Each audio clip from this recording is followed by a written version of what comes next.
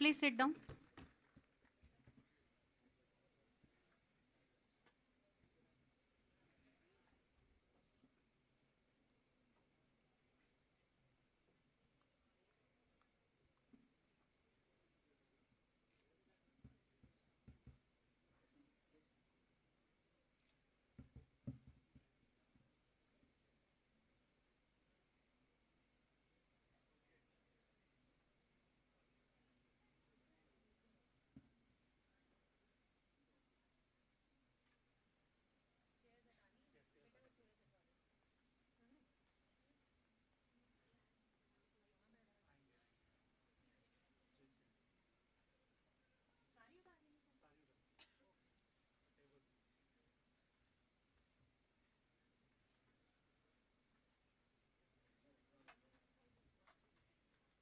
Before proceeding any further, I would request our guests to come forward for the lamp lighting ceremony. Chairperson BOG, Director Triple IT UNA are requested to please accompany them.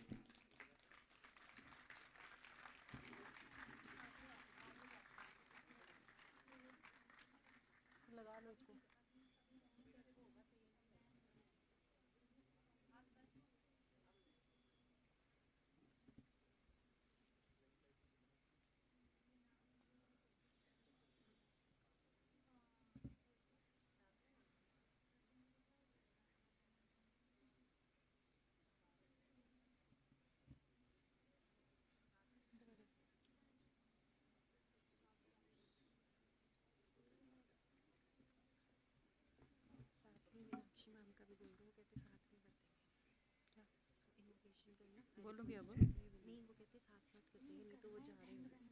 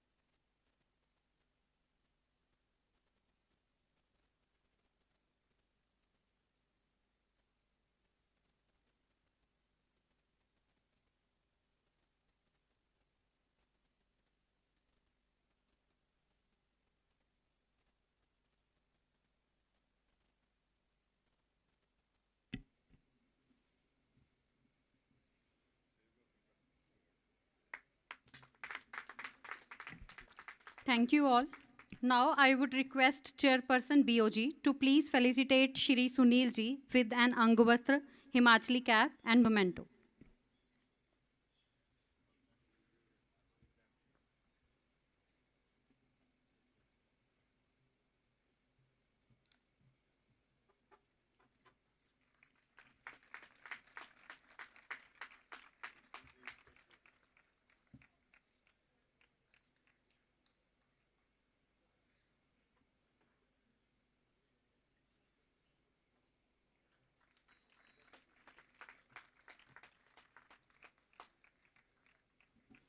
I further request Director Triple IT UNA to please facilitate Shri Rajiv Singh ji with Angavastar, Himachali cap and memento.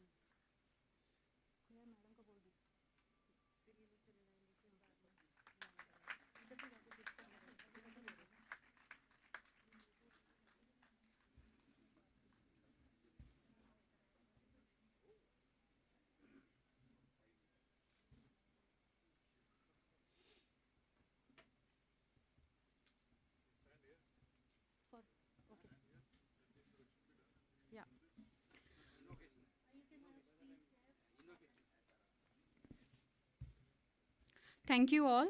Now I would like to request Miss Minakshi and her team for invocation song.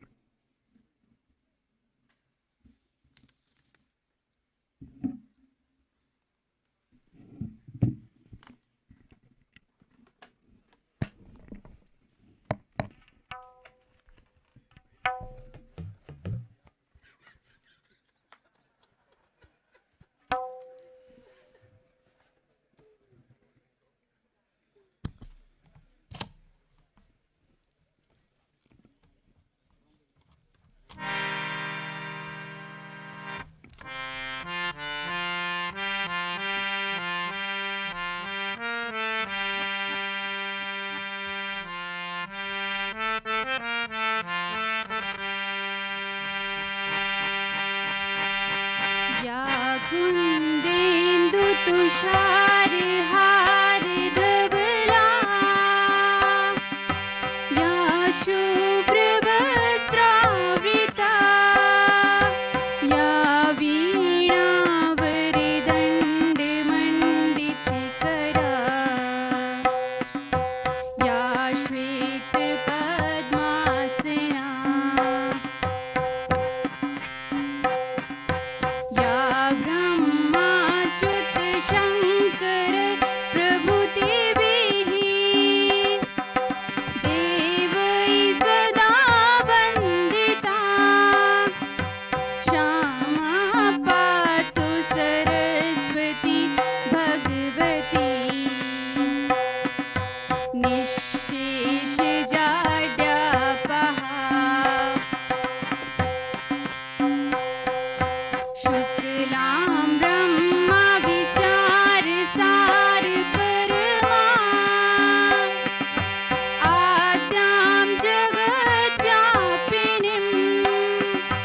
Veena पुस्तकधारिणीम् अभयदाम् जाड्यान्धकारापहाम्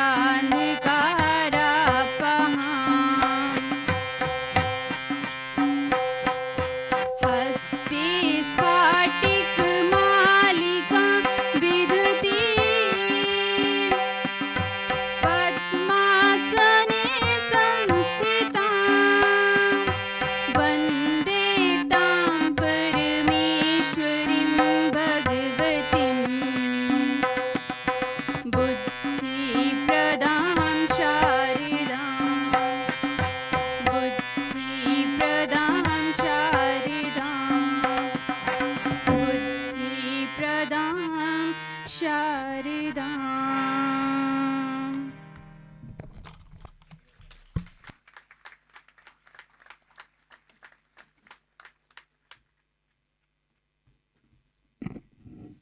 Thank you, Ms. Minakshi and her team.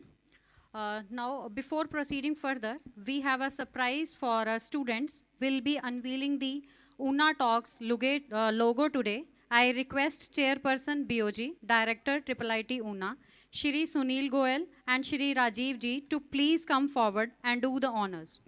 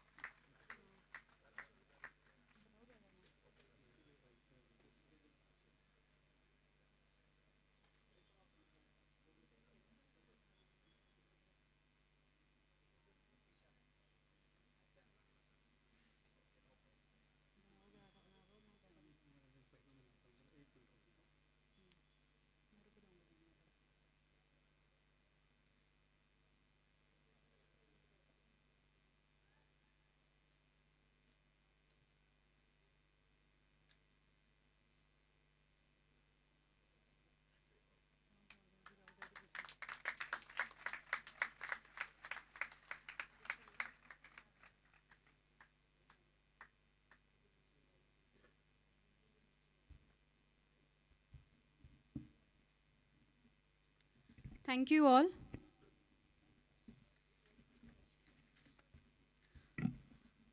Now, I would request our chairperson BOG to please discuss the future plans of the institute.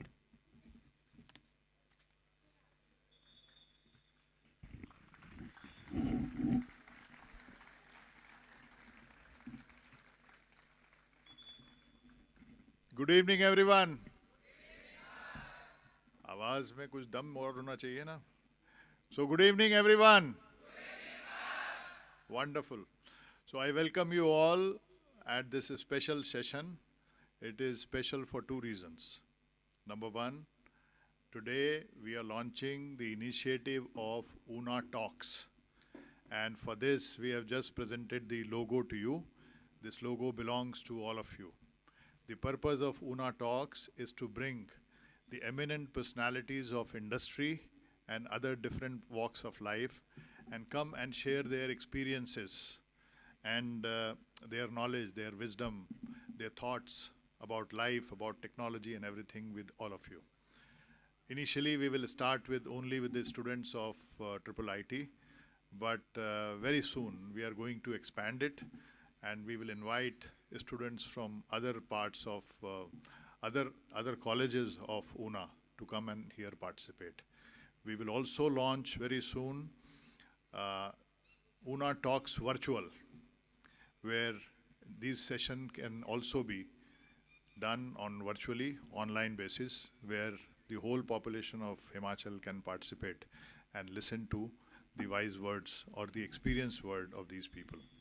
So our first speaker happens to be Sunil Goyal, who is the Deputy CEO for Sopra Steria India, and he is the person responsible for Sopra's operation here in India, and having a workforce of about 7,000 people in 4 places in India. So we welcome him as the first speaker of UNA Talks. And I have told so many things about you to him, and one thing which I have said, that our students are very, very energetic, and whenever they hear something good, they don't stop clapping. So thank you very much for coming here. We will be launching several new initiatives, but with these words, I will cut short my speech here, and I am going to invite your main speaker, Sunil Goyal.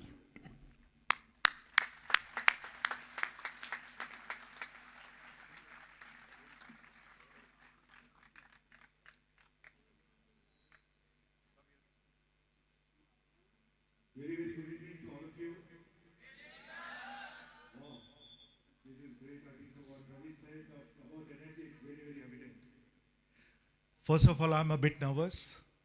And it's happening after almost 25 years, because 25 years back when I went to a stage to speak, words did not come out of my mouth, because it was the first time, it was tense. After that, obviously, I've done it many times, but today it's a special moment from many perspectives. First is, obviously, Ravi is the first boss under whom I worked. He is the one who's been responsible for building me wherever I am today and receiving this honor. So my deep gratitude to him, because wherever I am today, he's played a big role. So obviously, it brings in a lot of emotional moments inside you, and to control them, it takes a bit of time. Secondly, in this format, again, this is the first time I'm doing, because I'm used to auditoriums, halls. I was talking to someone, Rajiv, earlier, and saying that this looks more like you're trying to address a political rally. So I hope it doesn't become like that.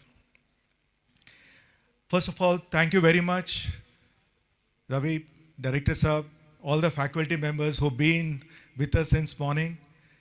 It's been a really pleasure day. We did not realize how soon the time went by. And now it's the evening.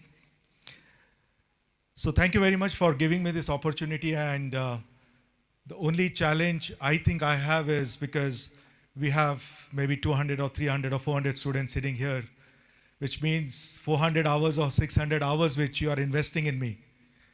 And what's really important for me is to do justice to this 500-600 hours of investment. So maybe at the end you can let me know whether it was justified or it was not. And be absolutely open and transparent with me, there's no problem. because I would also possibly learn at the end whether I did justice. And especially, this is a time when you would like to enjoy music or watch TV or movie, something, and here you have a corporate speaker who's come and trying to talk to you. So I'm sure there is a lot of skepticism in your mind whether how the next an hour would look like. I'll try to make it as interesting as possible. Just one rule of the game. I know I'm standing on this side of the stage, but at any point of time you want to stop me, I would not feel offended. I know politicians feel offended, but I would not. Please trust me for that. But you can stop me for asking any question because that's important. Because some of you are in first year, second year, third year, or final. I'm sure there are questions in your mind. So just raise your hand, and I believe we have mics which can be given to you to ask. That will be perfectly fine for me. I mean, I would not lose the my thought process, because one thing you can be happy about is there are no PowerPoint slides. Because in corporate, we are not used to doing presentations without that. But I thought, let me make your things slightly easier, not very, very serious stuff. So I've not kept any presentations. So from that perspective, I've kept it quite open. It would be a thought flow which would go. So feel free to just raise your hand, because good thing from this kind of stage is I can see everyone. I would also know who's sleeping, so I will also point it out. Because sometimes when you feel bored, so if you feel bored, you can just get up and leave pretending that you're going to the toilet, right? I would not know where you're going, so it's fine. But yeah, if you close your eyes, I think it would be visible for me from here. Fine? Are the rules of the game okay with you all? Okay. So looking forward to some tough and difficult questions. I'll be very, very happy to answer them. Just one thing I would like to share is whatever things I'm sharing in the next few minutes, please trust me that it's not going to come from a sense of ego or pride. It's more, I wanted to share, obviously, my personal history. I mean, every entrepreneur is very, very passionate about his story, so definitely I would do a part of that. I would only like to share real life stories, not something which is there on the net or some theoretical aspect. So that's where it would be from my personal interactions. So don't take it that it's coming from a sense of pride or ego. It's just that I want to share the actual stories so that you can, it's easier to relate with, because otherwise there is today enough information and data available. And again, on that, if you feel that I'm going too much into it, yes, you can just raise your hand, tell Sunil, if you're getting bored, let's move forward to something else. I'll be happy at that.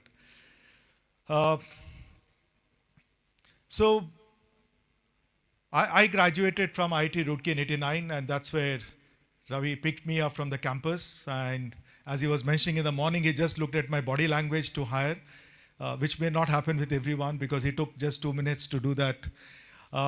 Anyway, after that, I worked in corporate for 4 years before the entrepreneur bug struck me in '93. And as you know, in those days, there was no ecosystem for startups. There were no loans available, no funding available, nothing like that. Only people who had money could start. But there was a dream that, yes, when I was in the third year in the college, the only thing I wanted to do is do something on my own. That was the only objective I had. And there was one of my seniors from college. He was from '88 batch, and he had done his MBA from IIM Bangalore. So both of us were working at Wipro together. And for almost roughly 2 years, we went on discussing that what do we do. And one fine day on 31st of March 1993, he said, Sunil, I have resigned. And that's it. So I said, what are we going to do? What is the idea? He said, we don't know. We'll think about it tomorrow when we are not in the job. 1st April, I resigned from the company when my daughter was 25 days old. And why I'm saying this again is, many a times we think that this is not the time to take risks. This is not the time I can do it. This is not the time. There is no right time. The right time is when you believe that you can do it, you should do it, and that's the right time. I mean, there has been examples of Captain Nair, who started Leela Hotels at the age of 65. There are stories of people who have started business at the age of 75. At the same time, you have example of Ritesh Agarwal, who started OA Rooms at the age of 18. And I know there are entrepreneurs who are even starting their business at 12. So there's no right time. The only thing is that do you have that fire in your belly to take the risk? And this obviously applies to many other things, but in any case, I took that risk. The only thing my dad told, because he was in a job, he said, yeah, you can stay with me, with your daughter and your wife, that's no problem at all. As long as you don't have too many demands of having this food, that restaurant, it's perfectly fine, because if it's simple food, that's what I can offer. Nothing else, no loan, no money. Anyways, I'll fast forward. Pankaj and I thought about, okay, what we started from his drawing room, because we couldn't afford to hire a office space or anything else. In the first 6 months, we closed 3 businesses.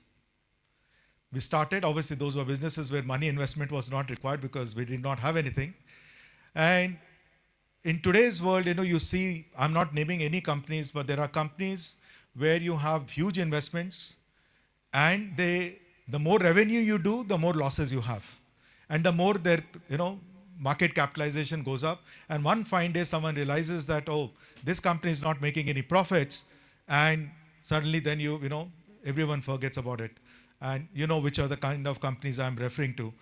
And that's what I think what we got taught was, when it is your own money, you think about every penny, you think about every rupee, you think that how this has to be spent.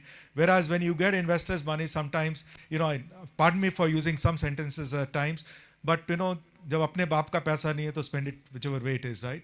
But when it's your money, then you're thinking about each and every rupee. So any one of you who get into entrepreneurship, if you get funded, please don't look at that funding money as, okay, it is someone else's money, let me spend in whichever way.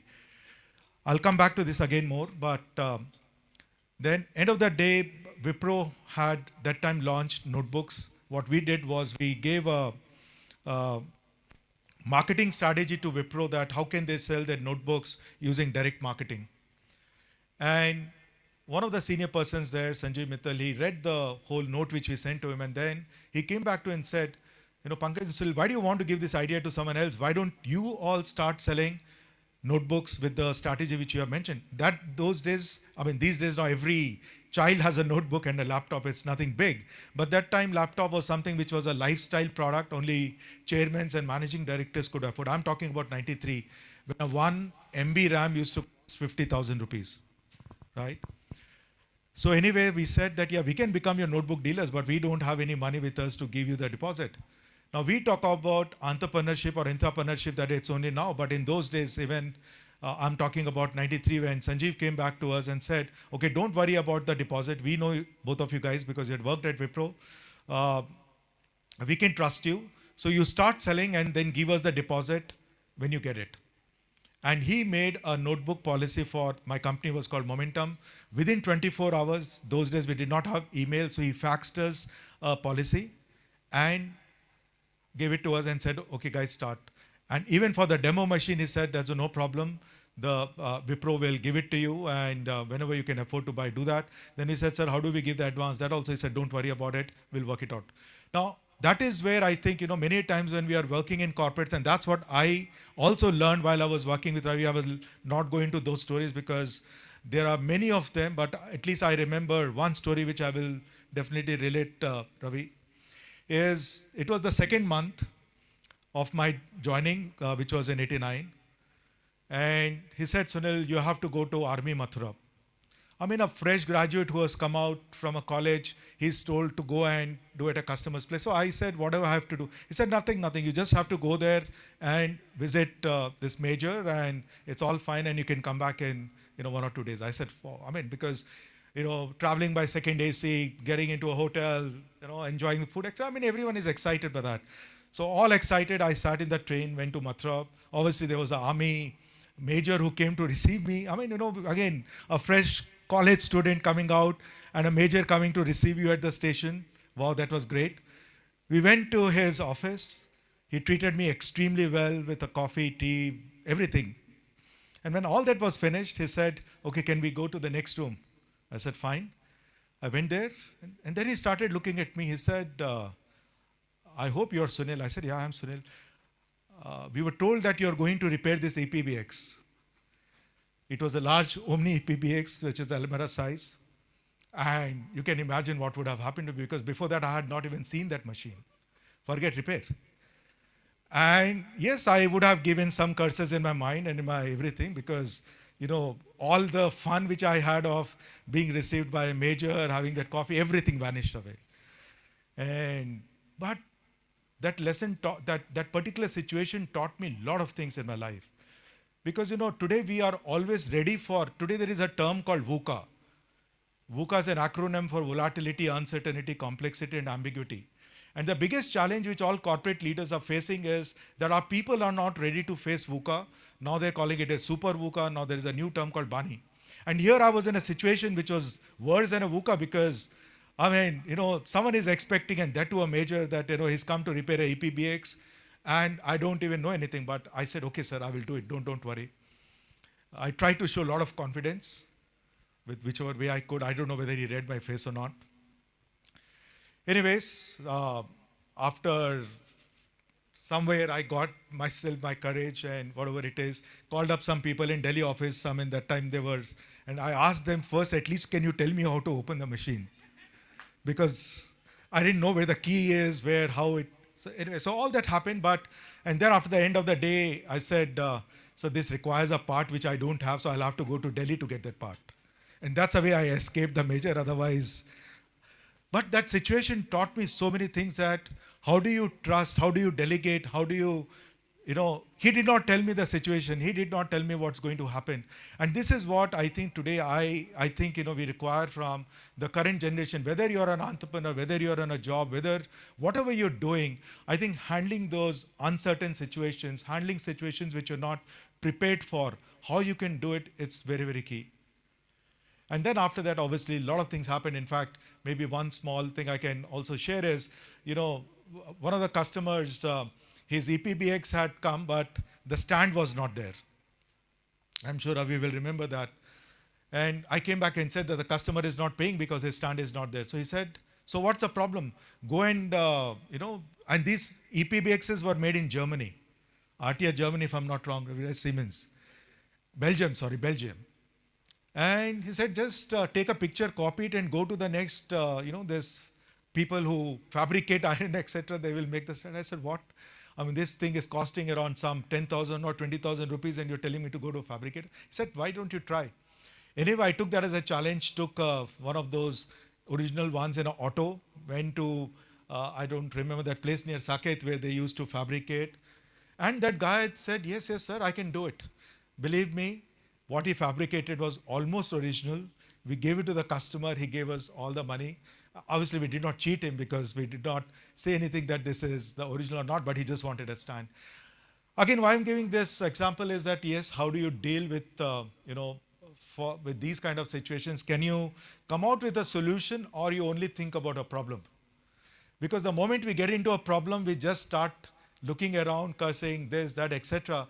But the moment you start thinking, okay, I have a problem, either I will, succeed in solving it, or I'll learn something from this. So as long as you have that learning culture, a lot of things change. And I'll come back to this learning thing again, but this is again which I would like that you all as students who are going to start your career in the next 1, 2, 3, 4 years, it's very, very important that how you do not give up your learning aptitude, attitude, curiosity, that fire in the belly that has to that has to be always there. And especially in the field in which we are, computer science, electronics, I mean, this is something where the changes are happening so frequently. Anyways, to fast forward, I won't go too much into it. As I said, every entrepreneur is very passionate and it can bore others because, when you cook food, even if the roti which you have made, it's in India shape and it's not, you burnt it around, but you find it very tasty, not the other person. So I know my story for me is very, very interesting, but for you all, but I just thought I'll cover some parts of it. Anyway, we went on to become we sold notebooks. We went on to become the second largest dealer for Wipro in the north and among the top 10 for Wipro in the first 6 years. We made good money. We built up a team of 35 people. And that's where then we thought that let's get out of the trading business because margins had got decreased and computers had become like today. Now you can find it online. I mean, in those days it was not there. And then we wanted to change the business. That's where then Pankaj said, okay, let's start software, because 99 was when the Y2K had happened. And because, I mean, some of you, if you know, Infosys was only 4,000 people in 99, which is close to 300,000 now, or 3 lakhs now. So it was the initial stage of the Indian IT industry where only 50,000 people were working, and so we thought we'll get into software development.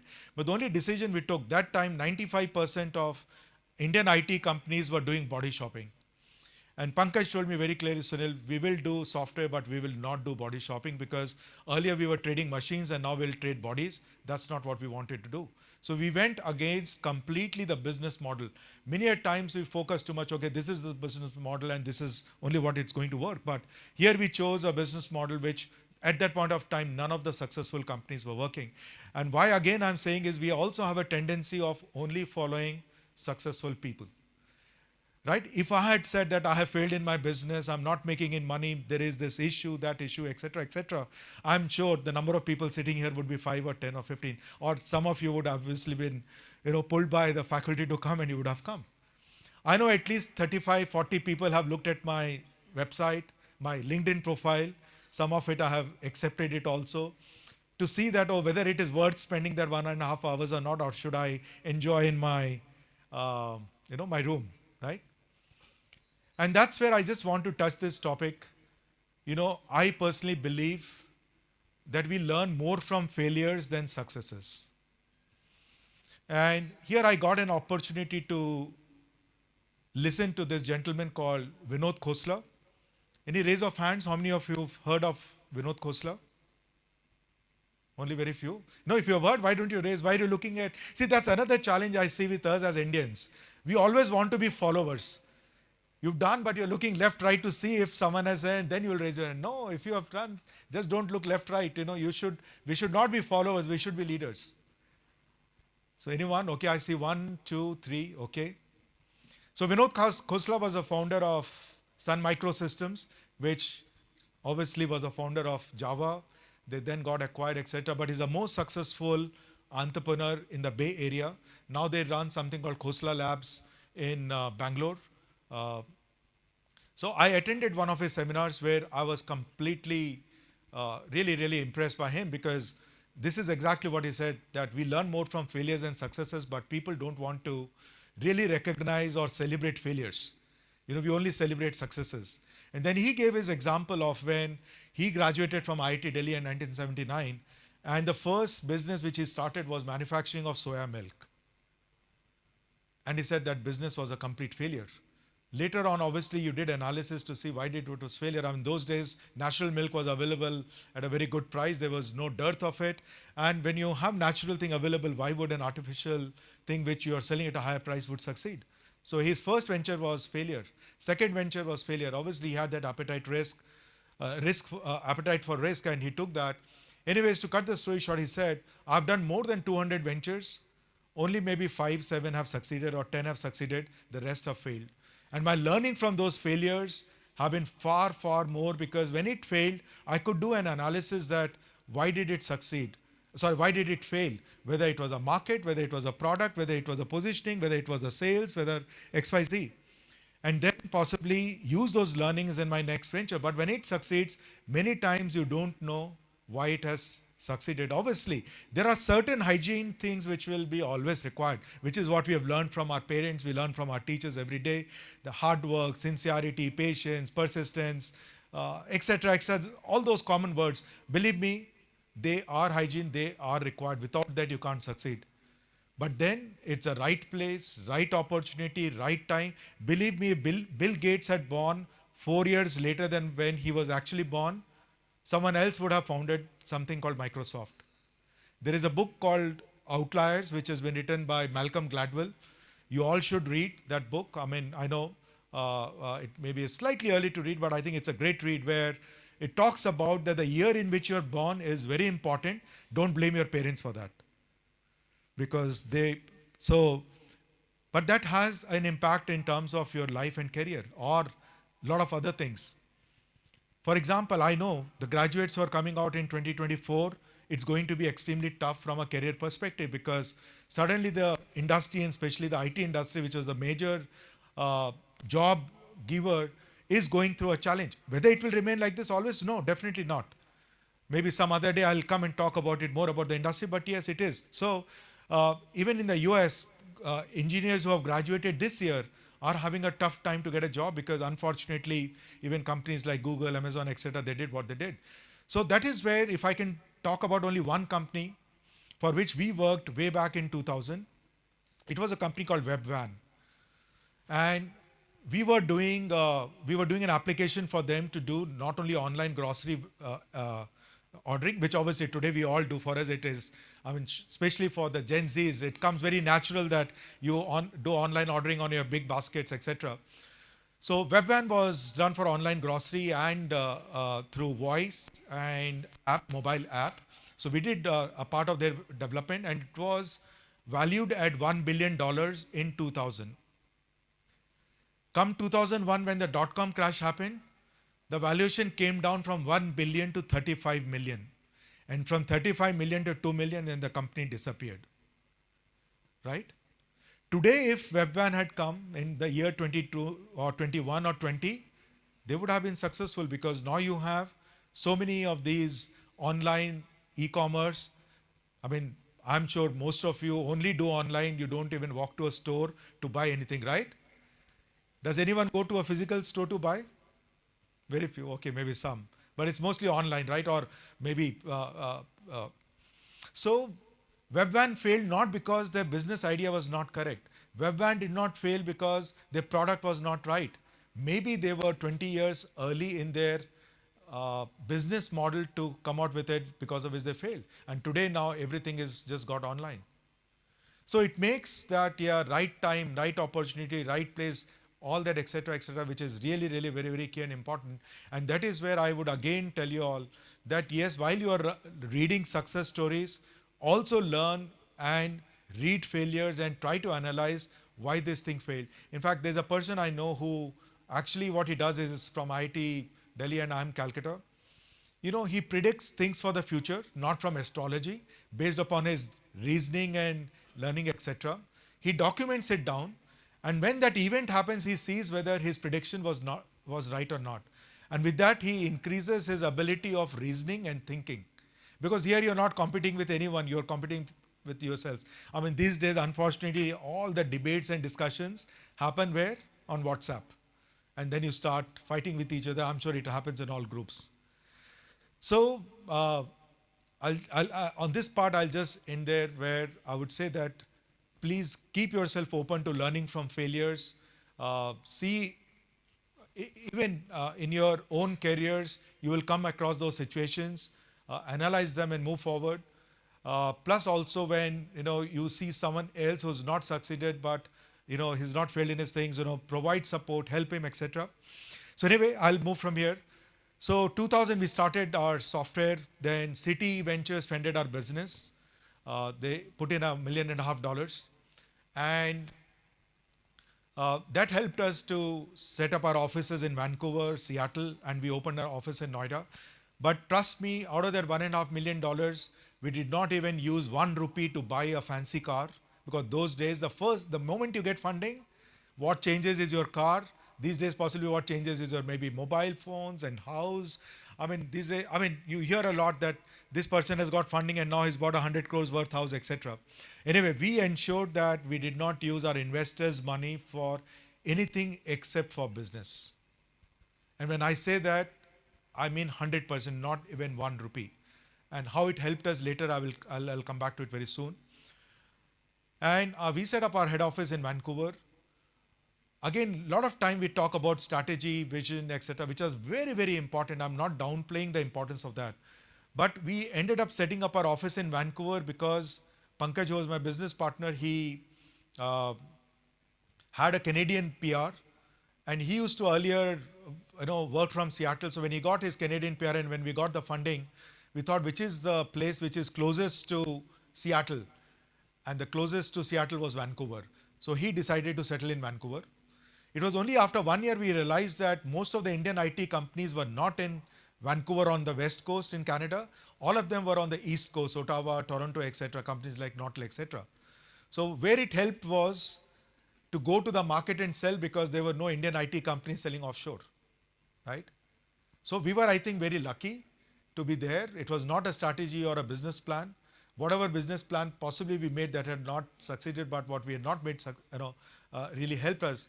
But today, if I want to talk about it, I can say that, oh, it was a strategy. We did a market research. We came to know that there was no Indian company working there. That's the reason we set it up there. No, it did not happen like that. It was sheer luck. I personally believe luck plays a big, big role and part in your success, provided you have done all the others. If you think that, yes, I will sit here and luck will come and succeed me, no, it will not happen like that. The other hygiene factors which we spoke are important and key. Without that, it won't happen. But luck does play a big part. In our case, we ended up setting our office in Vancouver just by chance. But I think it was a great decision. Anyway, we grew the business. We were doing very well. After 2 years, we had more money in the bank than Citi had invested. So that was not a problem. We all had a comfortable life. But unfortunately, yes, unfortunately, no, but fortunately, the IT market started exponentially growing.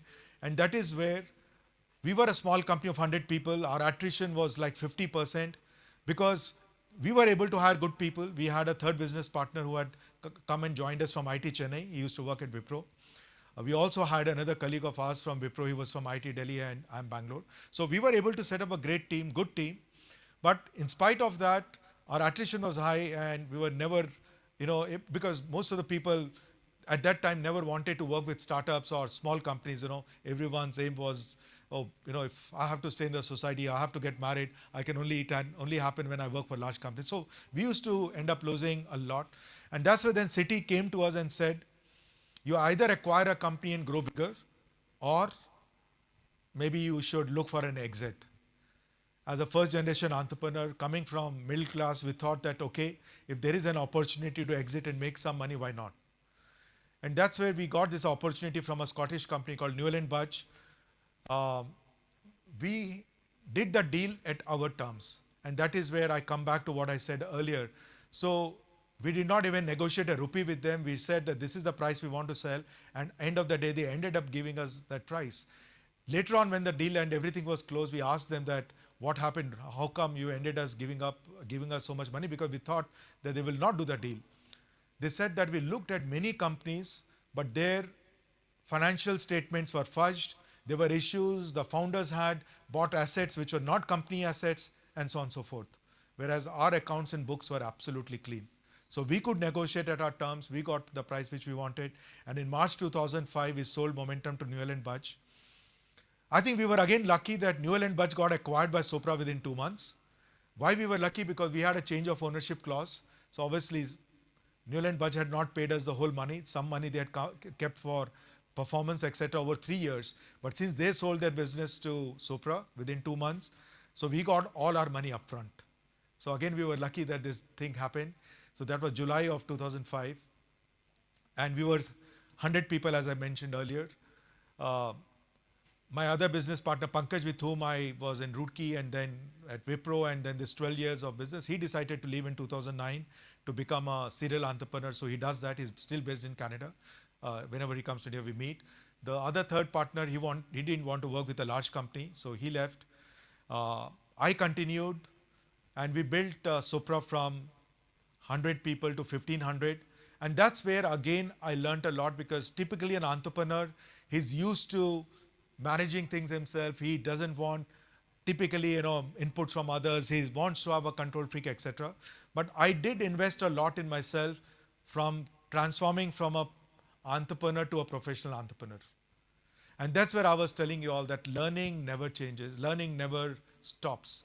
I invested. In fact, I tell my employees, and wherever I go, where I'm addressing employees of other companies, I tell them that you should invest 5% of your salary into your own development. And I did that for a couple of years. I learned, and now it's been close to 18 years. We, as Ravi mentioned earlier, we have close to 7,000 people across 4 locations, Noida, Chennai, Pune, Bangalore. In 2015 is when we merged with another company called Steria. That's where it became Sopra Steria.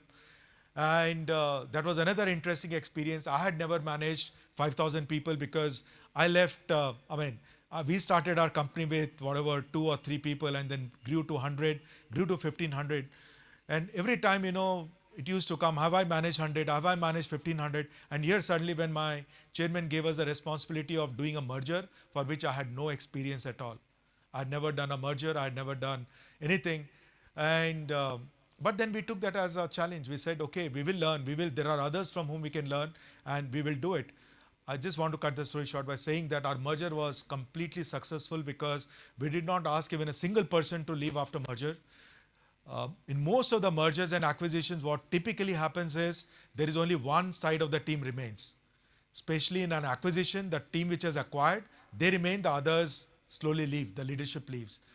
But in our case today also, we have the joint leadership team. I'm not going to go into details because some of you may not be able to understand the context, but yes. And after that also we grew by almost 1,000 people.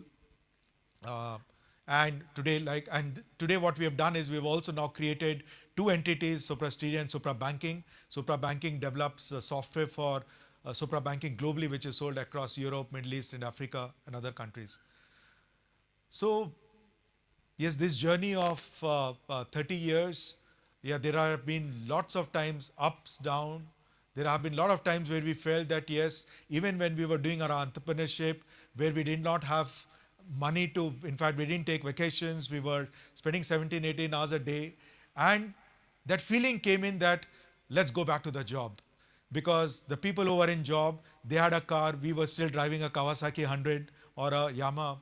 But whenever we thought about it, we thought, when we are going to go back, are we going to go back and say that, oh, we have failed and that's why we come back? And that fear of how can we say that, again pulled us back. Maybe right or wrong, but that pulled us back to say, no, let's try. And today I'm standing in front of you where with our 3 or 4 people, and today, yes, it's a company of 7,000 people. So again, I think that whole thing of patience, persistence, can you live with your dream? Many a times you come across situations where you think that, okay, enough is enough, let me close and go back.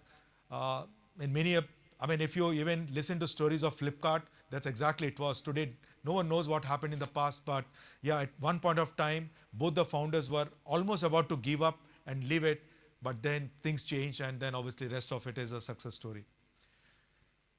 So, and just reminds me actually one of the things which I thought I will discuss at the last, but possibly I will talk about it now. And Rajiv must have heard this from me, I don't know how many times. And possibly when I was talking to Ravi also, we were talking about it. But this is something which I've been talking to about my people for a long time. Anyone of you do athletics? You run 100 meters? Okay. So how do you run 100 meters? When there is a gunshot, you just sprint, right? Do you have a strategy how you're going to run 100 meters? Initially, but after the gunshot, there is no strategy, right? You just run. Okay. If you try to run this with the same thing, 5,000 meters, what is going to happen? Okay. So if you're a long distance runner, then when you're running, you obviously have a strategy. You're thinking whether to increase speed or decrease the speed, etc., right? And if you're running a marathon, can you run it like 100 meters or 1,000 meters? No, you will fall down in the first lap or a second lap and you'll not be able to complete it. And that's why I tell everyone, don't sprint the marathon. Your career is like a marathon race and don't sprint it. And even in a marathon race, in the first lap, someone is ahead. In the second lap, someone is ahead. And even a person who's ahead in the 5th lap may not necessarily win the marathon. There could be someone else.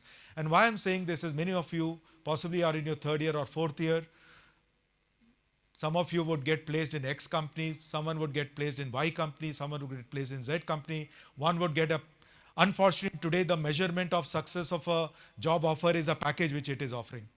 The only thing I can tell you is, yes, today I have money with which I can buy anything. But even in 25 years back, I was not running for money. Money was an byproduct which has come to me. I'm not saying because today I have. Even 25 years back, I thought, let me just learn, let me just do my hard work, let me just do this. And whenever I earned, whatever I could afford, that is what I did. But I never went for money. In fact, the job offer I had before Ravi gave me the offer was of 2,700 and he gave me an offer of 2,200 rupees per month. But still I joined him. Maybe it was his charming personality which brought me, and obviously I don't regret that. I think it was the absolutely right decision I took. And I think you all are extremely, extremely, I would say, very, very lucky to have him as the chairman of the board of governors. Right? So some of you may not end up getting the job which you want. The salary difference could be between 8 lakhs to 65 lakhs. I don't know what it is. I did not take any numbers. But trust me, the person who's got a 65 lakh offer, will he be the most successful person in his life? Trust me, not necessary. I'm not saying he will not, but not necessary. A person who's not got a job or he's got a 8 lakh job offer, can he end up becoming more successful after 10 years or 15 years? Please trust me, yes, it is possible. And I'm a living example there, because after 5 years, many of my colleagues in Wipro were driving a car and I was still driving a Kawasaki 100. So as you get into your career life, I think you have to treat your career as a marathon. Something will go up and down, something will succeed and fail, something you may not get at the start, but if you continue with your passion, if you continue with your dream, if you continue with your that patience, persistence, learning, it will definitely happen. And trust me, there are employees who come back to me after 15 years and say, Sunil, after whatever you've spoken, one thing which we recollect is this particular sentence. Now I know there is a book also which has been written called Don't Sprint the Marathon by the ex-CEO of GMR. He is also an adjunct professor from IIM Ahmedabad. Also, I did not pick it from there, but yes, this is something which I really believe in. And it is very, very true for the students, especially who are in 4th year, because you would be starting your career very soon in the next 6-8 months. And there will be some joy, some sadness, because unfortunately there is big disparity. But don't treat the package which you get as a measurement of success. That's not. Where you are after a decade or 2 decades or 3 decades, trust me, that is more important than where you are today. And hopefully we'll get to talk about it a lot more maybe some other day. The other thing which is very, very key, we really pride ourselves on being a jugadu person, right? If something doesn't happen, sir, maine jugaad se kar liya, it's happened. Again, this was good maybe 10 years back, 15 years back, when I would say we were really, really at the lowest of the economy. We did not have enough resources, etc. Where this is having a problem, I'll tell you, there was a session which I was addressing where the topic was, how do you make a company from $1 million to $1 billion? And I started thinking about it, that what are the things which we lack? And one of the things I at least reached to a conclusion was jugaad. Because in jugaad, what you end up creating is a quick fix solution.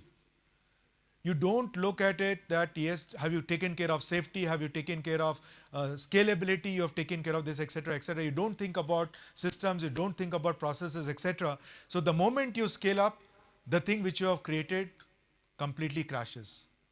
And that is where many of us in India have this challenge, because we've grown in an environment which is where we are taught that jugaad is a great thing. I know there are ex-McKinsey guys and ex-Harvard professors who have written in a book called Jugaad. I today don't subscribe to it. I say that today whatever we design, we should think about the larger, we should think about scalability, we should think about the future, how it has to happen, and really think from that perspective, which is systemic thinking, large thinking. And that's where we can create companies like Google or Microsoft from India.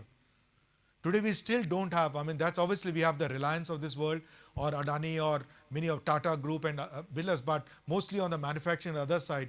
But on IT, yes, there is a TCS or an Infosys, but still today they don't have those products or platforms which is used by the global.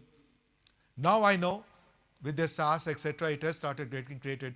But one of the big impending factors there was this mindset of jugaad.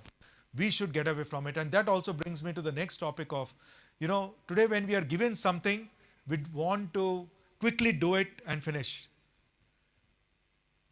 We don't try to validate what we have done is right or wrong. So can we get this aspect of first time right? When you are doing first time right, can you achieve a success of 100%? Believe me, when you write a piece of code, do you try to validate and check that yes, it's a perfect code I have written and I'm not waiting for my, obviously when you're doing it in a tutorial, you're not, obviously I know that I'm not touching the topics of ChatGPT or generative AI which can today write a code for you. Keeping that on the side, I think this aspect of first time right is very important. And today I see this as an issue in us as Indians, because wherever you go, there are defects, there are things which have not been done correctly. It takes 5-6 months to correct those, and then finally you get the best product. Believe me, working with Western companies, whether it is software, whether it is buildings, whether it is any kind of infrastructure, it goes right the first time. I mean, you see our houses, you see leakages there, where it only rains maybe 2 months in a year. Whereas you go to any house in Europe or in US, you see there, it's perfect. Whereas it rains maybe 5-6 months, but you don't see any leakages there. You see the switches which are put, it will be an absolutely straight line. Here you go, they are made, upside down. Or so I think what is, now I also understand that getting that quality aspect, maybe it is not taught to us right from childhood, because we're used to the chalta hai attitude. Chal jayega, it's okay. It is fine. I think that attitude was fine maybe 10 years back, 15 years back when we were smaller, when we were growing. But in today's world, where we are competing with the world, I would tell you that for all of you, your competition is not your 30 students studying in your class. Your competition is not the students of Triple IT UNA. Your competition is not the IITs and the Triple ITs and the NITs of this world. No. Please open up yourself, because your competition is the world. Today you are competing with, as a software coder, you can write something which is written in San Francisco or in Boston or anywhere. And the moment when we think about the global aspect, when we think about the world, that the world is my competition, believe me, the approach, the way we do things will change. So that's where, somewhere, yes, we can get away with jugaad. Somewhere we can get away with the issue of, okay, chalta hai, it is okay, I've done, someone else will find a fault and let me know. And if we get this in ourselves, that what I do would be first time right. And believe me, I have also learned it very hard way. Very recently we were setting up, shifting our big data center. Believe me, it was a huge thing, huge project. And it took us 6 months to plan out, do the whole transition, how it is going to happen. And when we shifted the data center, obviously, we started chanting maybe Hanuman Chalis to ensure that it will work, because that is what we do. We leave something to the fate. Yeah, chal jayega, But that's not what I think when we did the shifting, 99.99% of the things worked. Because the time which went into the planning, the time which the engineers spent on writing the things, reviewing it, everything going word by word to ensure, okay, if this happens, what's going to happen? If this happens, what we are going to do, etc., etc. It was work to the last detail. Unfortunately, I know in India, when many of the government projects are launched, first time you try to access the website, it doesn't work. It works after 15, 20 days because someone has written those codes which are not scalable. Correct? So I think all these points are related to each other, where can you get that sense of excellence?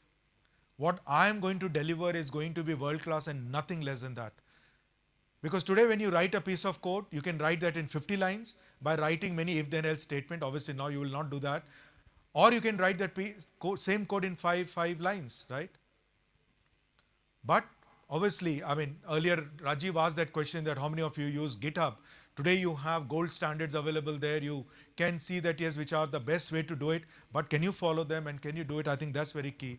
So getting that excellence, comparing yourself with only global standards, I think that's very, very, very important. And the moment you start thinking of doing it and you think that, yeah, this is the way I will do, believe me, it will happen. Now, the biggest challenge which you all will have is that is not what you will experience in your environment. Because many of these things we learn from our environment, whether it is at our house or it is a society or whatever we see around.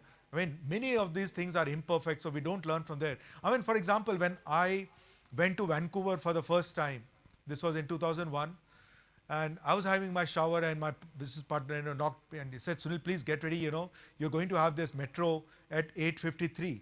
I said, what 8:53? How can you be so precise? We were used to that Indian Standard Time, IST, stretchable time, right? If he's saying 8:53, maybe it will come at 9. Those days, I mean, punctuality was something which was not really built in. Now it's improved a lot. But if I had reached the station at 8:54, I would have missed the metro. That's where I realized the importance of punctuality. We had this huge program by the PM 9 years back on cleanliness. Today also 95% of the people don't understand what cleanliness is because they have not experienced that what cleanliness means. So for them, if there is a paper lying somewhere, it's still okay. If there's some dirt, it's still okay. It doesn't matter. Obviously things are changing there because many of us are getting exposed to the global world where punctuality or cleanliness or all this what it is there. So yes, I know some of the things which I'm saying you will think that why is it required? This is not the way our system works. Yeah, our system doesn't work, but the global systems work in those manners. So what you have to adapt is for yourself not Indian standards but global standards. And I'm sure the way things are happening within the next few years, we will be able to compare, like Rajiv mentioned in terms of the AI talent, US is number 1 and India is number 2. It's you, it's all of you who are the future of this country, which we are really proud of. But with that talent, yes, we have the raw talent, but how we can use it in the best possible way, how you can deliver world-class projects, world-class companies you can build from here. I'm sure it will happen provided, yes, couple of these basic hygiene factors which I was talking about, if we can take care of, we can ensure that yes, we will look at only excellence, we will get the things first time right, and also get into this whole mindset of that yes, for me competition is not my city, my country, it is a global competition. The way we look at it is, I think things will change. And obviously, yes, many of you possibly after graduating will work for a few years, get into entrepreneurship. Some of you might like to do a startup after graduating from here, I really don't know. But yes, from a long-term perspective, think that how you can become a job creator rather than a job seeker. Because this country will change when we have millions of entrepreneurs. And today, trust me, the whole ecosystem has completely changed. We did not have anyone to guide us or mentor us, or there were no incubators. There were nothing like today you have so many initiatives at country level, at college levels. There's so many things which are there. But obviously that's an individual choice, and one will have to decide what he would like to become.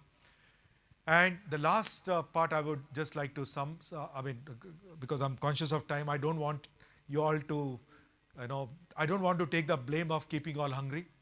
But I also know hungerness sometimes keeps you awake. So maybe even if what I spoke was not interesting, maybe the hunger in you kept you awake. So I think as you go from here, obviously many of you will get jobs in some of the best companies. And I always say that people who are working in IT companies are the most privileged part of the society. And I know some of you might have spent your time in villages, in school, etc. Village school, etc. to study. But yeah, when you get into the corporate world, it's a very different where, yes, the money which you earn will be good. And I think, I definitely consider you're a privileged part of the society. That's where two things I would say, again, something which you may think that, okay, Sunil is giving us that gyan or bhashan, but I think it's important. First is, always take nation first before yourself. You put nation first and then think before putting yourself first, and a lot of things get then, in the right perspective. And the second one, I know this topic is very, very close to even Ravi, which is we talk about CSR, corporate social responsibility. Keep that on the side. Also think about ISR, which is individual social responsibility. I know the college has recently launched certain initiatives where some of you are becoming mentors to students in the schools around you, right? Yes, it's very, very important to have that particular aspect of that. Yes, I'm a privileged part. I have got this education. There are many of them who cannot afford, or possibly they need that right guidance to get into it. So whether it is 1 hour a week or 2 hours a week or hour a month or whatever it is, it doesn't necessarily have to be only in terms of money. Yes, money is important, but apart from that, your skill, your knowledge, your mentoring, that can make a big, big difference. I'll just give you a small example before I just finish. A couple of years back, one of my cousin sisters came to me and said, Sunil, this girl, she graduated, she did her engineering from a small college in Alwar. And her mother actually, does sells milk. They have few cows and buffaloes at their place, so she she does the milking and then sells the milk in Alwar. So obviously they don't earn more than whatever a lakh of rupees or 1.5 lakh rupees a year. Sorry. So she said that she's not able to get a job because her English is not good and this, etc., etc. And so, can you help her? Now we have a very stringent mechanism of hiring freshers. So obviously I could not have taken her as in that, but I said, okay, no, as an organization, I have something to give back. So what we will do is, because her parents' income is less than 25,000 rupees a month, so we will take her. We will train her for 12 months, both in terms of technology, soft skills, personality, how to dress, etc. And after 12 months, if we find her good, we have the first right of refusal to hire her. But if we don't find her good, then obviously she can get a job elsewhere. After 12 months, my people interviewed her and we found that no, she's a perfect hire. So we hired her, we gave her a full-time job of whatever, that was 3.5 lakhs or 4 lakhs or 5 lakhs a month. Obviously, what she got was 5 times more than what her mother was earning because she didn't have her father. Fast forward 10 years, she has obviously left me. She is working somewhere else at 15 or 16 lakhs a year. Just imagine what now she would have changed a complete generation, because when she came to our office for the first time, she said, oh, you have an AC here. Oh, we get free coffee and tea, etc., etc. But I am also my gratitude for all those people, my employees who spent that time to change her, give her that mentorship, give her that training.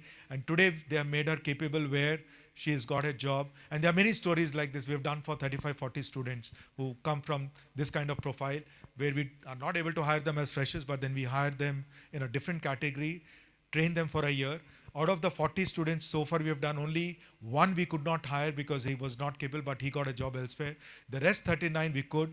And out of those 39, I don't know how many are still working with me because not kept a track. But many of the others have traveled to Europe also for their job, where their parents had not even traveled in a train. So the world is very, very different, and I'm sure many of you have seen.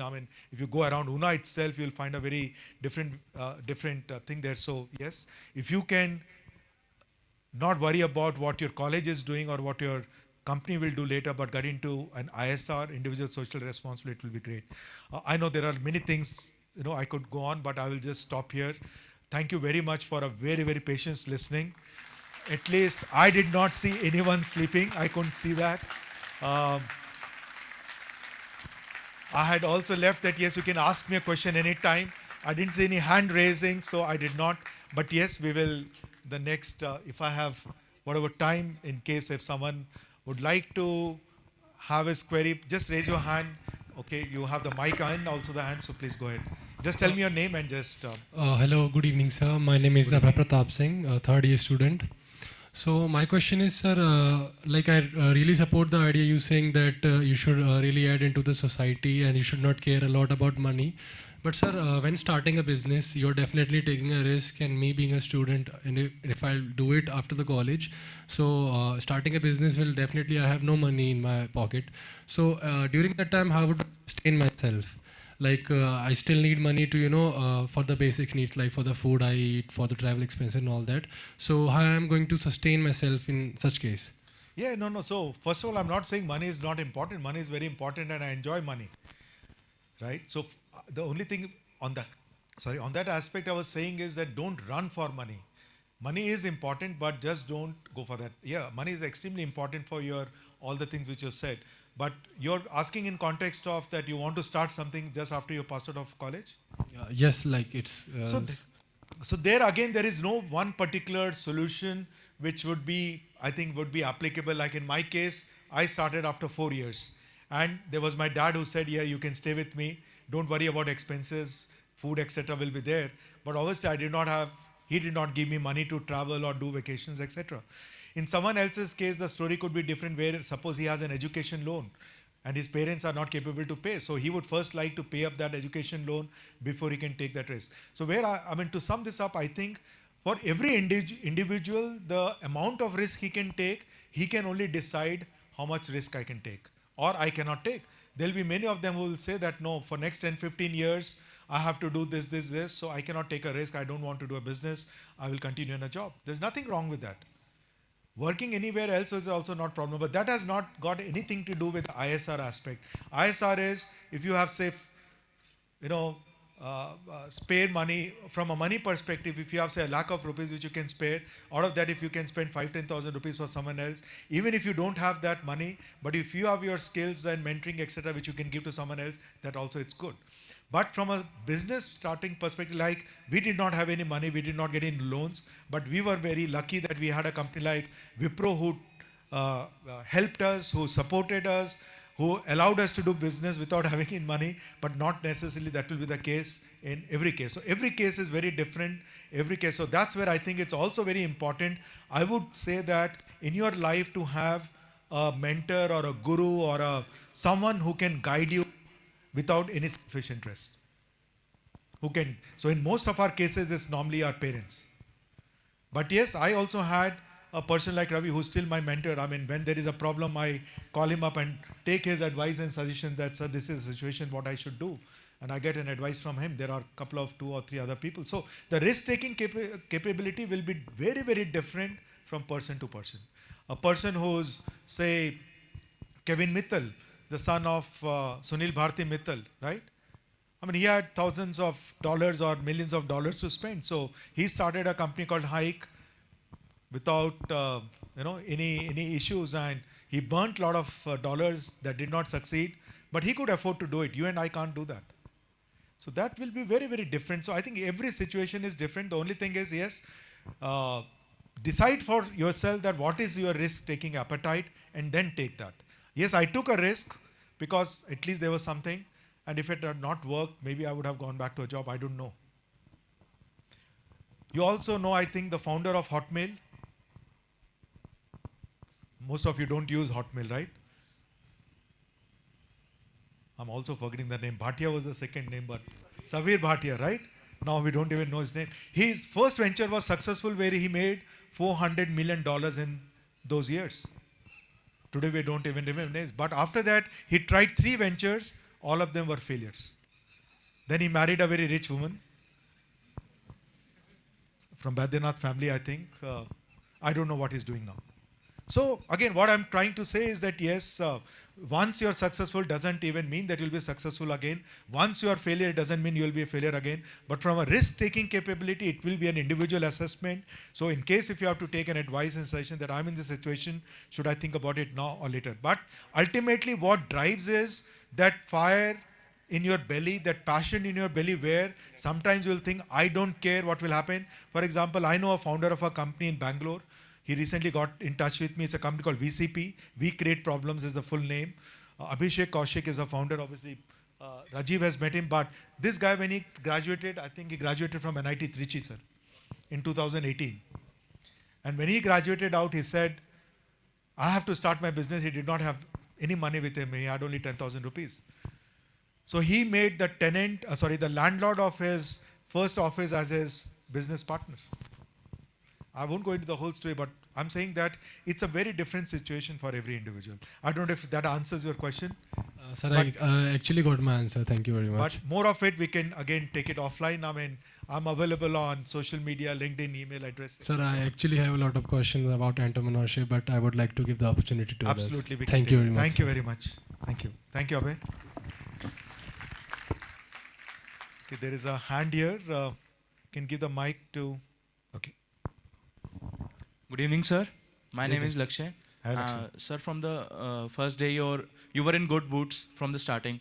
But sir, this is not the scenario for each and everybody. And you said that luck plays an important factor. That's also somewhat true. But after listening to your story, I didn't find that odds were against you. odds were always in favor with you, maybe because of your hard work and the planning you have done. But for the every individual, that cannot be true. So how to deal with when odds are against you, and there should be a scope of plan B or not? No, no. First of all, okay, I'll answer the last part. Lakshya, that there are always has to be a plan B and a plan C and a plan D. The only thing is you cannot keep your two legs in two different boats. Because the moment you do that, that whole passion then goes away and you always think that, okay, I have a plan B, I will take that up. But when you, it's like I'm using this word, but obviously just use that in a more positive way, please. I mean, do not quote.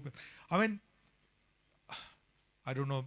I think I will avoid that word. I mean, it's a large forum. You know, that feeling, that passion has to be so strong that you think that, yes, if this doesn't succeed, there is nothing else. And believe me, I was never always in good boots. My daughter was 25 days old when I got into business. I did not have any money. I did not have 50 rupees in my pocket to go and buy a coffee.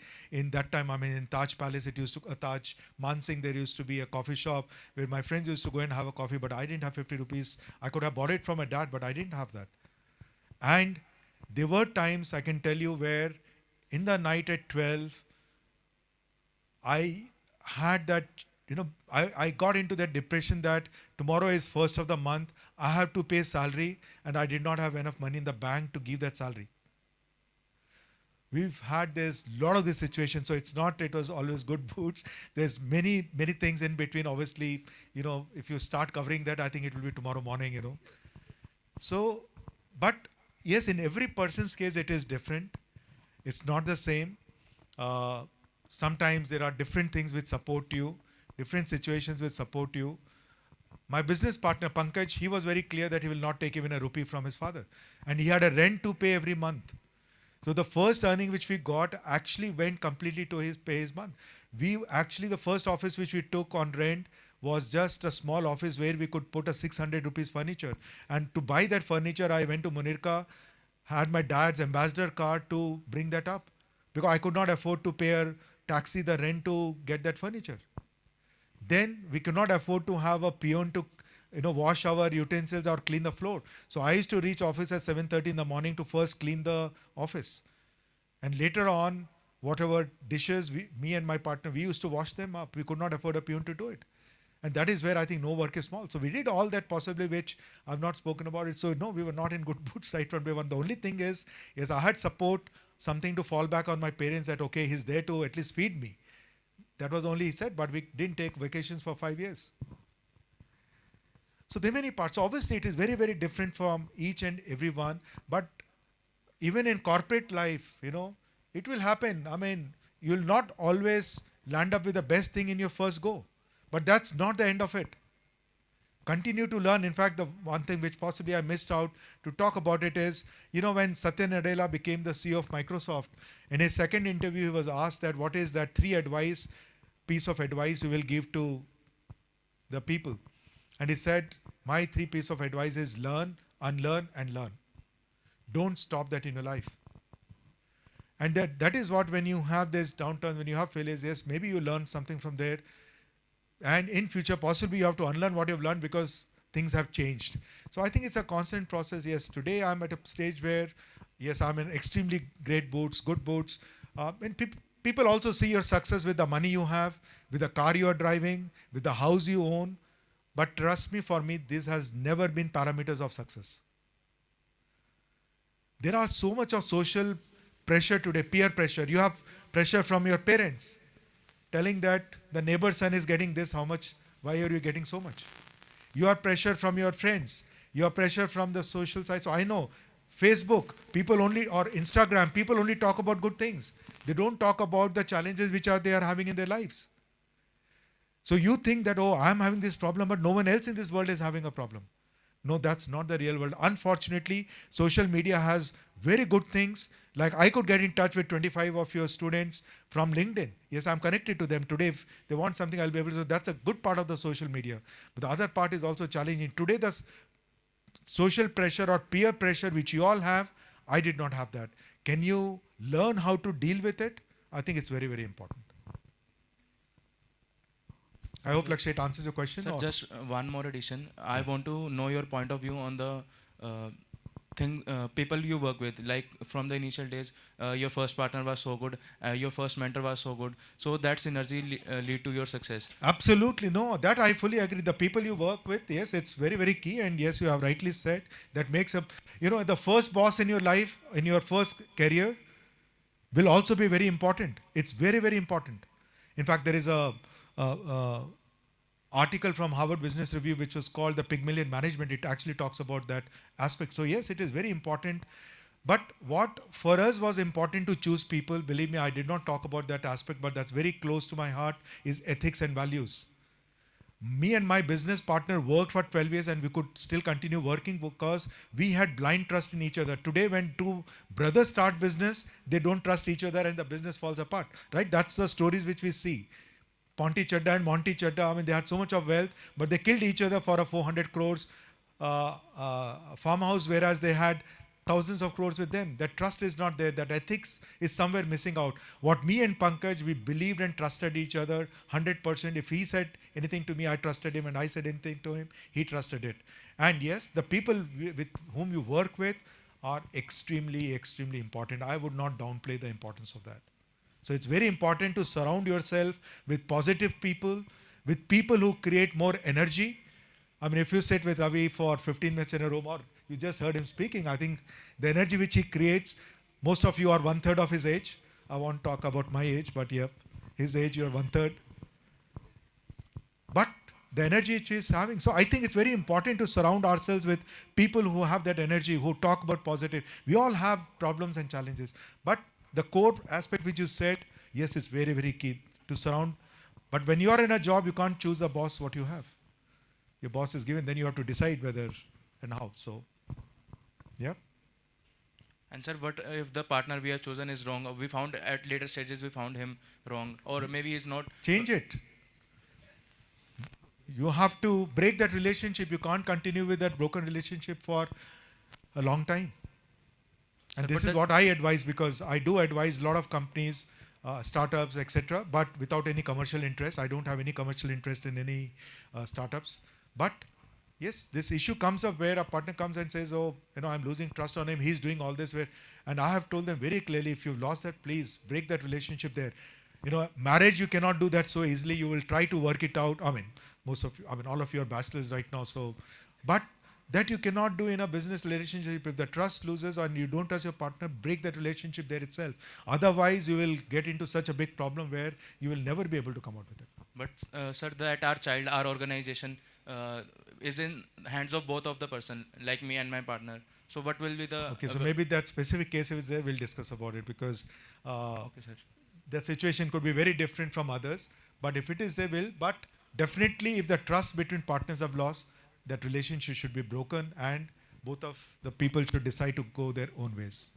Thank you so much, sir. Yeah. So how much time we should keep for questions so that I can... Okay, I think okay. And then there's one person at the back, I think, who raised it. Yeah, maybe you, and then we can go to him. Good evening, sir. I'm Shubham Agrawal from Hi, final Shubham. year. I'm representing career development cell of our institute. We highly value the experience and insights and that is given by you and the CTO sir as well in the evening. Sir, we believe that our talented students can add value to your organization as well.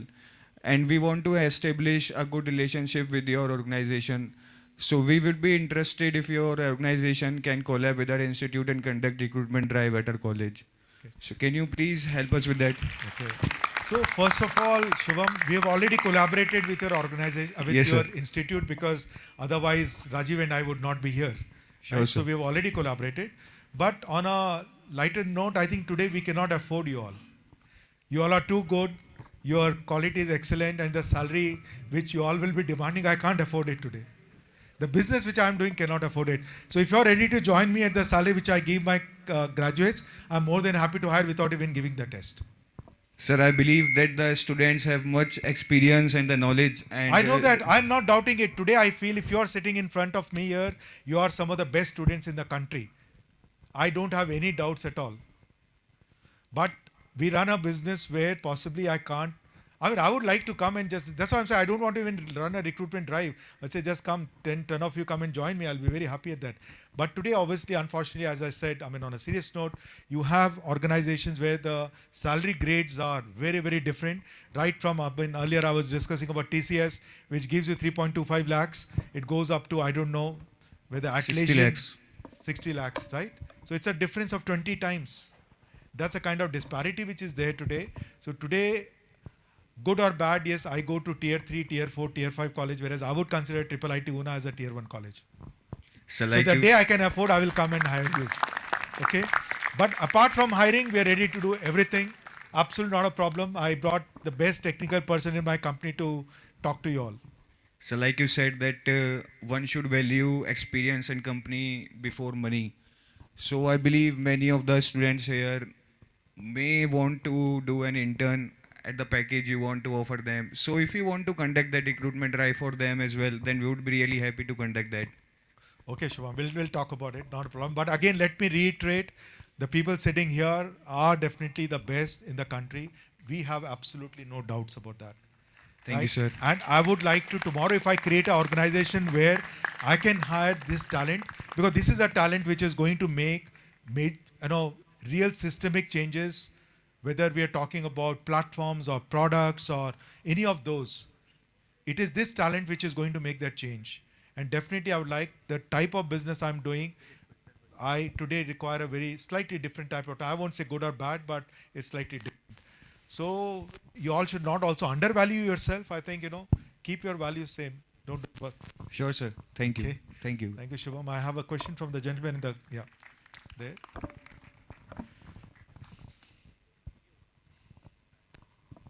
Good evening, sir. Good My evening. name is Abhay Kumar from second year. Hi, Abhay. Sir, my question is, what are your suggestions for the transformation of an engineer to a deputy CEO of a company? Get a mentor like Mr. Ravi Sharma, then that will be the transformation will happen. No. Sir, like how do you transform from an engineer to an entrepreneur? Yeah, so I thought you got bored with my story, but you want to hear my story again? No, sir. No, sir, but how to get interest in becoming CEO of a company like Sundar Pichai, and you have you have graduated from IIT Roorkee from in EC branch, Yes. and you have go for entrepreneurship and become the deputy CEO of this Sopra Steria company. Yeah, so I think most of it I spoke earlier, how it happened, a lot of things. So this question was also asked from me by a small girl who had just done her 12th. Did you think that you're going to, 5 years back, did you think that you're going to manage 5,000 people? I said, no, I had not thought about it. So I think what I went on doing was my hard work. I went on learning. I went on increasing my skills. I took challenges. I took risks. Whenever there is an opportunity which came up, I try to grab that. Like I spoke about the first one, that after 2 months I was sent to Army Mathura, where I went and then faced whatever I did. So I think if you are ready to take those risks, if you are ready to take those opportunities, if you have that aptitude and attitude, a lot of you will have the skills, but do you also have the attitude of learning? IQ is there, gray matter is there, but then that is not sufficient. You also require the other aspects. And once you do it, once you put in hard work, once you put in those, I'm sure you will also have that journey. And many a times people don't want to reach to CEO level. They want to do something else. So, but I think all the other things we said, that's the only thing. Rest, I never planned that I would be a CEO, or the only thing I planned in my life was that I want to become an entrepreneur. That's the only thing I had, which obviously I've completed this cycle. Now I don't know what next. Every year I think that what next for me, but I now take 1 year at a time. Like Ravi decided at age of 50 or 52 to leave the corporate life, 50. And for the last 12 years, he's doing a lot of things to give back to the society and do many other projects, right? So I think every individual then decides what's next. Got it, sir. Right, Lakshat? Thank you. Thank you, Abhay. I think, yeah, we have. I'm just in interest of, I think, all the others who are feeling hungry, though Director Saab is saying that, we can go as long, but I think we'll take this as a last, or one question from a female, because I have not got any question from. That's one sad story I had, that in Triple IT Una, one thing which I found was, yes, I think the percentage of female students is very less. Hopefully we can increase it in the future. So after you, yeah, I can see some female students sitting here. So any one of you can get up and ask, I think I'll be happy. Yeah, please go ahead. Sir, whenever we get a startup idea, we go to Google and search like how can we judge whether this startup idea is feasible or not. Then we get the 3T's ideas, where we have to check the timing, the total addressable market, and the team to know about whether our startup is feasible or not. So sir, you talked about the notebook business in 1993. So at that time, you didn't have the timing for launching a notebook business. Neither you had the total addressable market. So you had those both odds against you. So how did you manage to pull up a business which was not feasible according to the traditional way at that time? No, so the addressable market was there because this was a product for, it was a lifestyle product. So there was an addressable market. That's the reason laptops were put in. But I think just to answer your question in a slightly different way, you can do all Excel sheet analysis. What you're doing, like someone asked me that, should we have a plan B or a C? Yes, you should definitely have. All these things are necessary to do, all the analysis about your product feasibility, market, and so on and so forth. But believe me, all the entrepreneurs I have spoken for who have been successful in their life, first is they did not listen to the market. Because market will only tell you what they know. If that was the case, Steve Jobs would have never invented an iPhone. Because before that it was only with keypad. And so many other products with Steve Jobs came in because there was no requirement of that in the market. So he created a market for that. So sometimes if you just go by addressable market, then you will lose ideas for that where you can create a market for it. Right? But end of the day, trust me, what really works at the end is your gut, what your insight tells you that it's going to be there. So when you're passionate about something, then you will try everything before, believing in all the other analysis. So yes, all that is important, but not the final parameter for taking a decision. Okay, sir. Thank you. Like I said, we planned for 1.5 years, but we could not reach to any conclusion. One fine day, Pankaj resigned, I resigned the other day, without even thinking about some of those parameters which is there. But it's important to do that analysis. You should not be, I'm not saying that do rash driving. But yes, you have to take decisions sometimes which your gut says that yes, it's going to work, it will be good, and then try it out. Yep. Yes, sir. Thank you. Yes, the last question.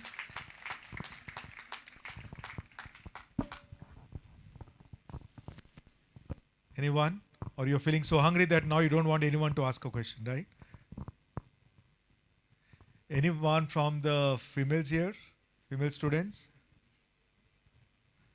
You're too shy to ask in front of your male colleagues, male students?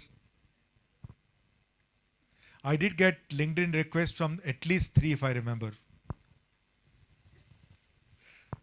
No? Okay, so I have, okay, it's not female, male, but it's fine, chalo. Okay, please go ahead. Fine. Please go ahead. Sir, my name is Mohit. I want to ask a question from you. Yeah. Sir, can you tell the difference the night that you were spending during your struggle days versus the night you are spending now?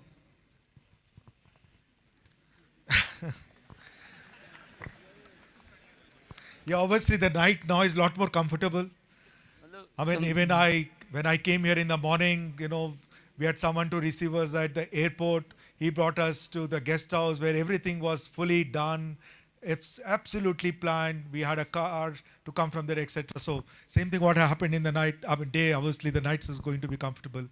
Yes, I think in those struggling days, you are, struggling with a lot of things.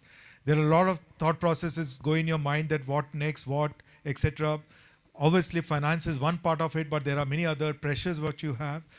So that is where also it is very important that people who are really passionate about their ideas should become entrepreneur, because entrepreneurship is not an easy one. Because in a job, when you come at the CEO level, then you become alone. And here, obviously, I'm not alone because I have someone in France and I have the chairman whom I can depend upon. But when you're an entrepreneur, the life there is very lonely because you have to find out solutions. In our case, obviously, I still had a business partner with whom I could discuss things and do it. So it was not very easy. There were times when it was frustration, it was hassle, it was depression that yes, what next, what, etc. But today, yes, all those issues, because financial things are something which can break your backbone. And if you're not okay on financial side, then many other things don't work out. So today, obviously, my nights are a lot more comfortable because I don't at least have financial issues. I have enough to do whatever I want to do. Because on money, again, there is no definition of how much is enough. Right? So you have to decide for yourself how much is enough. So today I am very happy that I have everything to buy whatever I want. So I'm very happy. So yes, I get a peaceful sleep. Those days the peace in my sleep was slightly lesser. Now it is much better. Thank you, sir. Thank you. Thank you again, all of you students and the faculty which is in front of me. Thank you very much for giving me, okay, maybe we have a last question for the familiar. So yes, I would like to, can we pass in the mic here? And I promise this is going to be the last.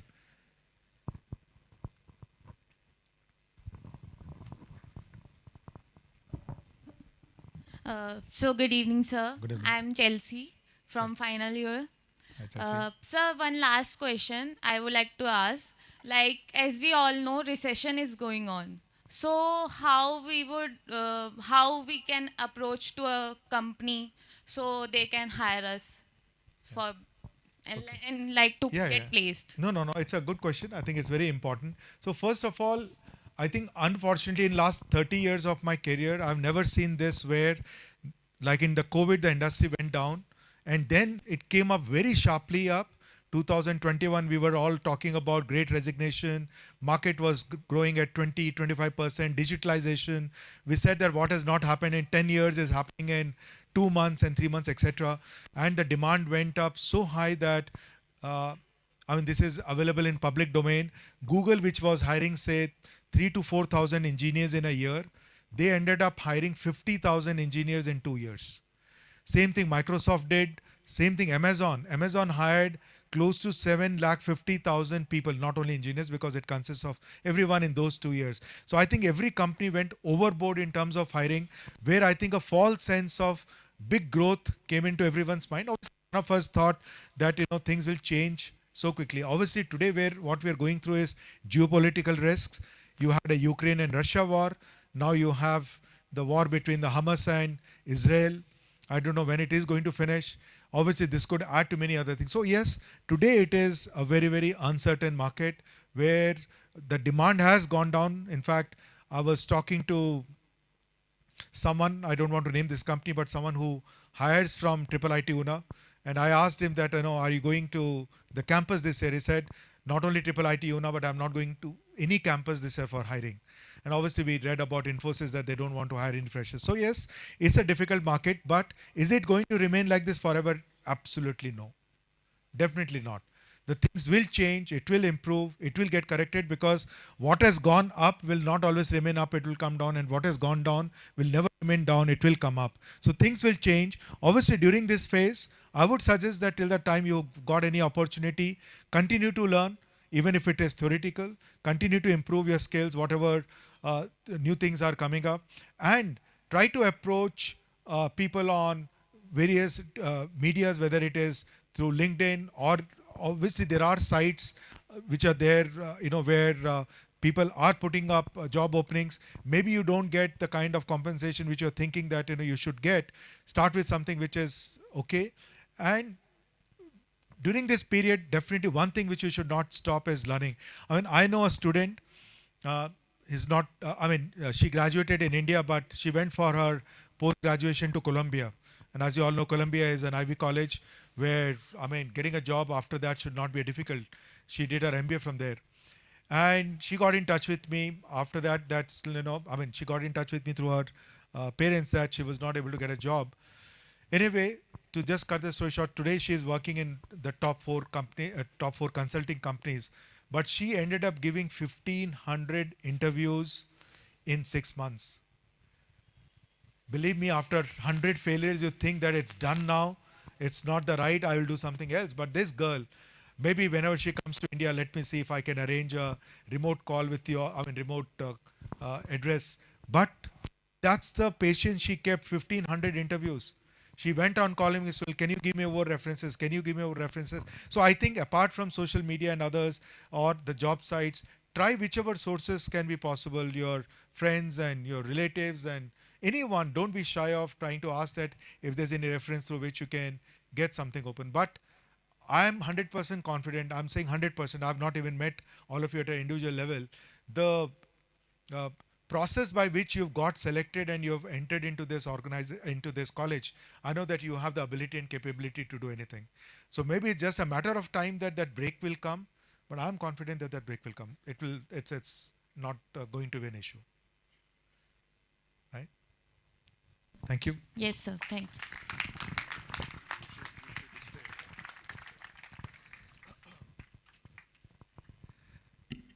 So thank you, Sunil, for that wonderful, wonderful address to our people and our students and of course faculty and sharing your experiences. So can I have a round of applause for Sunil? Thank you. Thank you very much. Thank you. It was 1985 when I met him. So it is about 89, sir. 89. Sorry, 89 when I met him. So it is about 34 years before. This part we have done many times, that I hired him in 2 minutes, and which is true. So I asked him to stay here to tell him that in 2 minutes why I hired him. And this is a revelation for you. Whenever I was hiring, and I was telling many people, I basically see three things. Number one, whether the person is energetic or not. So I asked him, what do you do? Do you play something? He said, yes, I play badminton and I am the captain of the team. I used to play badminton too. And I knew that if you are captain in those time, it was University of Roorkee, because we had a very good team there. So that means person has that energy level, so I need not ask him the second thing. When I told him that, look, we are from a company which is into PABX, which was a new thing those days, and you will not have enough time. We will take you in service, but you have to learn very fast. And he said, sir, you don't worry, I will learn very fast. Second thing, I see whether the person has the ability to learn and commitment to learn or not. So that was clear. The third question I asked him that, do you have a job? And I remember he said that he has a job of such and such. I said, I'll give you only 2,200 rupees. But I give you this promise that if you work well, then there is absolutely no limit of the upper thing. And he said, yes. Third thing I look is for honesty. I think these are three very basic things.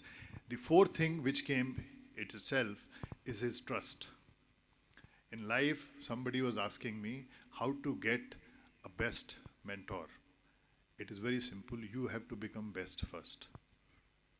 Everybody wants best, but the first thing is, are you the best to that person? So once you start trusting, everything changes. So I found that he has that element of trust, and that is the reason when I sent him, of course he must be cursing me that time, he must be abusing me that time, but he had that trust that if I am sending him, then I basically feel I have that trust that he will be able to deliver, and he did. In the process, he learned it. Because every time you cannot explain everything how to make people learn. But everybody is prepared for certainties. You are prepared, you know the course, you know the date of exams, and you know what it is going to come. But in life, it doesn't happen. Everything is uncertain. And if you don't train people to learn from those uncertainties faster, then it will take more time and more value. So Sunil, I want to tell you today that I'm really proud of what you have done, and I value you. Therefore, I wanted to start Una Talks with someone because I was telling him that in my career, I must have at least 25 of my juniors who have now become CEOs. And I consider him that he is the first one whom I hired, and first person whom I hired, whom I feel very proud that he has achieved what he has achieved. Not only that, maybe certain people have achieved more, but I value him more for those values which I just spoke to. So Sunil, I want to tell you in front of everybody that I am really proud of you, what you are doing and what you have done. Thank you very much, sir. Thank you. Thank you.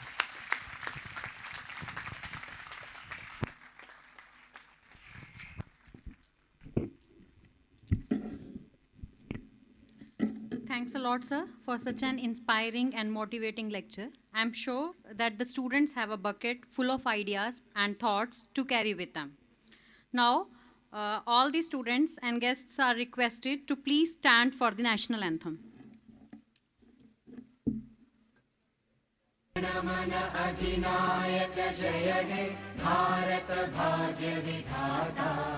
Punjab Sindh Gujarat Maratha Dravid Utkal बंगा विंध्य हिमाचल यमुना गंगा उज्जल जलधि तरंगा तव शुभ नामे जागे तव शुभ आशीष मांगे गाहे तव जय गाथा जन गण मंगलदायक जय हे भारत भाग्य विधाता जय हे जय हे जय हे जय जय जय जय हे.